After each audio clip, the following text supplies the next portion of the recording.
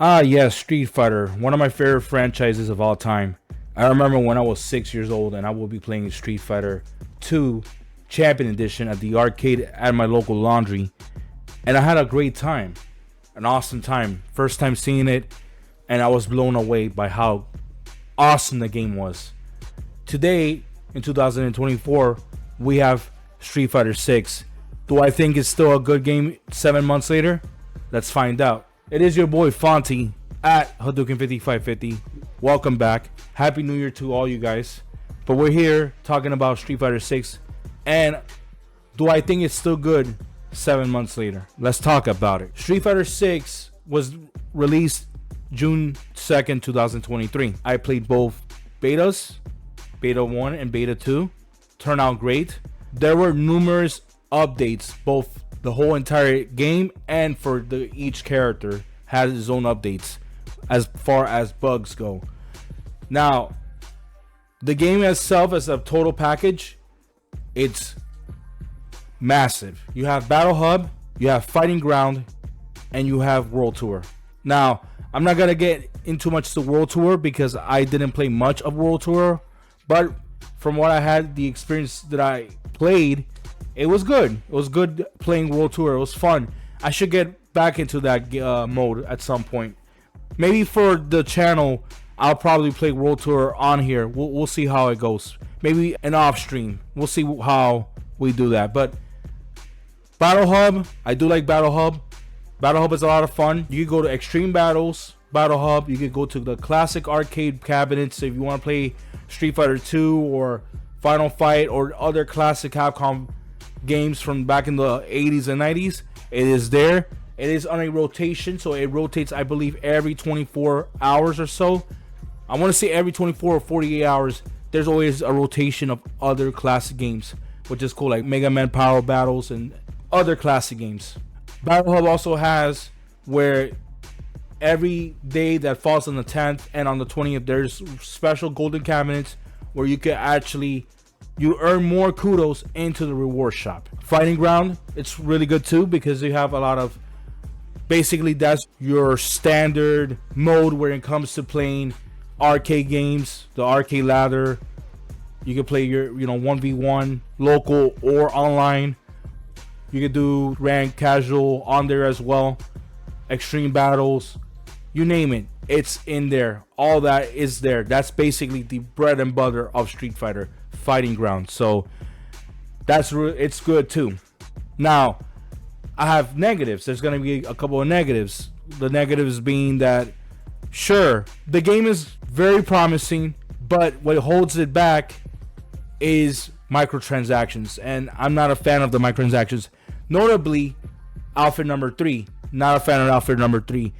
If you want to see more of that, click the card on the upper right on the video and check it out. I make a video about why I feel that microtransactions in Street Fighter 6 is hurting, and I compare prices between Street Fighter 4, Street Fighter 5, and Street Fighter 6 and more. So check that out. The next thing I want to say is, first of all, and this is a positive though, modern controls and classic controls are a option in this game, which is a cool thing. I like Capcom that made that decision where they made an option for beginners to play for modern controls. That was very good for Capcom to do as the dev team, to bring in more people, more eyeballs into the product. I like the way they did that. Now, for me speaking though, as a huge nitpick, when it comes to online, the online aspect of things, I'm not a fan of a lot of players that use modern controls because, for one, when they play modern controls, and let's say if I face someone, for them though, I'm talking about for the player, when they win or lose the match, they actually quit. Now, that's just a nitpicky thing. This is something that that happens not just me, but a couple of other players who experience this as well. Now, that's the negative, in my opinion. What could be fixed? Maybe some sort of controller filter.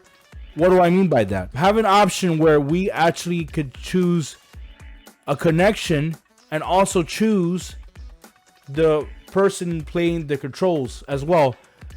I don't know how that will work, but maybe if Street Fighter could find a way to make us have a window or a prompt saying that this particular player is playing Wi-Fi, and it also shows a controller style like modern or classic, and if we want to play against that certain person, that will be an idea right there. That would be a great idea, but that's just me, and I don't think Capcom may do that, but who knows, maybe they will. But that would be nice. But I am not a fan of the fact that online players that play modern controls, either win or lose, they quit, and I am not a fan of that. But everything else about Street Fighter 6 is great. Graphically looks great. You know, it's Street Fighter running on an RE engine. It looks great. No issues there. Controls, awesome. No issues there whatsoever. I am a fan of the drive system. That's the one thing I do like. People will have some negativities about drive impact. To me, I don't have a problem with drive impact. It's like focus attack. It's no problem. And there is always a way to combat from drive impact. So drive impact is a good way to actually have people guessing to see what they could do to combat back against anyone who's using drive impact. Either you want to use a drive parry, either you want to combat back reversing to a drive impact, or you want to do a level 1, level 2, or level 3, or a CA critical art back against someone who is using drive impact. So I like that. That's a cool the drive system. I'm a fan.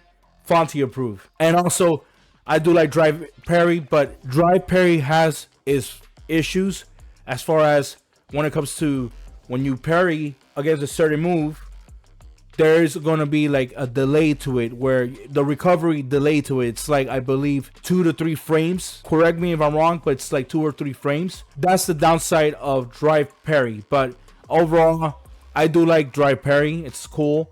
But then again, there is some downsides to drive parry. And drive rush is also like focus attack dash cancel, where you can cancel a move. I remember when, and a lot of people that play Street Fighter 6 remembered when drive rush started, you actually had to input the cancel by dashing forward twice. Now in Street Fighter 6, they added this update where you could cancel a move by using both of the medium buttons after canceling one normal move. So let's say if you want to do like a standing fierce, you could actually cancel with the 2 medium buttons. So the 2 medium punch and kick buttons, you can actually cancel that, which is really cool. I like that. That is a quality of life update change for Street Fighter 6, which I am a fan of. So little by little, they added updates where they improved the game. So that is a really positive thing about Street Fighter 6. Now, as far as the character roster goes in Street Fighter 6, yes, I am a fan of the character roster. Sure, they did added all the 8 characters from the World Warrior Street Fighter 2, which that was a very smart thing to do. Unlike in Street Fighter 5, where you had E Honda and Blanca as DLC characters, which was in a good move, and also Gao as well, Season 1, which is not good. But the upside of this is they had 6 characters each season as DLC, which I am a fan of. Unlike Street Fighter 6, where it had 4 characters each season. So Season 2, Season 3, Season 4 is going to be 4 characters each season. That may change, but as of right now, it's going to be 4 characters each season, which does hurt a little bit for Street Fighter 6. Now, the Street Fighter 6 Season 1 is Rashid, Aki, Ed, and Akuma, which is cool. I cannot wait for Akuma. He's looking promising. But for the other 2, Rashid and Aki, they're cool characters. Really cool. Aki does have his problems, according to the Street Fighter 6 professional esport gamers out there. They say that Aki is one of the worst characters in the game as far as the tier goes. So Rashid is good too, by the way. Rashid is a really good character. He's fun. So I like that. You know, Rashid is a strong character, which is good. Now, like I said, Street Fighter 6 DLC lineup is pretty weak against Street Fighter 5's DLC, which is much better when it comes to it because it's 6 characters each season. So Street Fighter 5 in this case is the winner than Street Fighter 6, and Street Fighter 6 needs to be 6 characters next season, but I highly doubt it. They're going to go with 4, which that could be understandable because the dev team does put a lot of work in those characters, and I can understand why it's 4 characters. So I can see that as a realistic thing. So overall, Street Fighter 6, is it still good 7 months later? After all the talk that I've been saying about the negative and the positive, but more positive than negative, I will simply answer with a resounding yes. The game is still good. The game is still fun. Street Fighter 6 has a very, very robust feature set with online and offline. It has a lot to offer, and it has a total of 22 characters, 2 of which is coming up very soon. So yes, Street Fighter 6 is still good 7 months later, but it has its issues when it comes to the microtransactions. I'm not a fan when it comes to the rewards and the premium pass. Not a fan of it, where you have to give up 250 fighter coins in order to unlock the premium pass. Not a fan of it.